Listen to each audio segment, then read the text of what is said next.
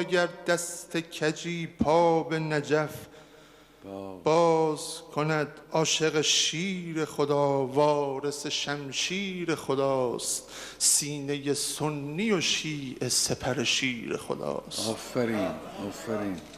بی جگرها جگر حمزه به دندان گیرند، انتقام احد و بدر ز طفلان گیرند، چه تقاصی ز لب قاری قرآن گیرند. آفرین. بیشتر زان که از این قوم بدی می جوشد، از زمین غیرت حجر ابن عدی می جوشد.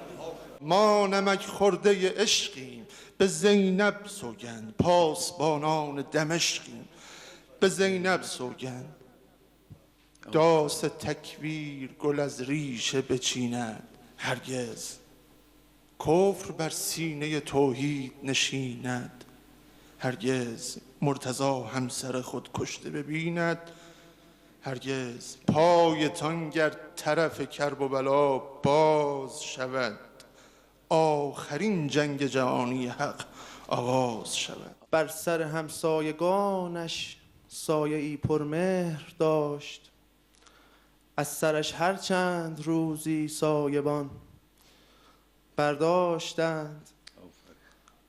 بذر ننگین جسارت بر تن معصوم را، این جماعت کاشتند و دیگران برداشتند. دستهایی که بر این تابوت تیر انداختند، چند سال بعد چوب خیزران برداشتند. هر گوشه ایران حرم توست، که با تو همسایه دیوار به دیوار زیاد است. از دور سلامی و تو از دور جوابی، این فاصله انگار نه انگار زیاد است. آفرین آفرین. آن شب که به رؤیای من افتاد مسیرت، دیدم چقدر لذت دیدار زیاد است. آفرین. در خواب سر سفره اطعام تو گفتی، هر قدر که میخواهی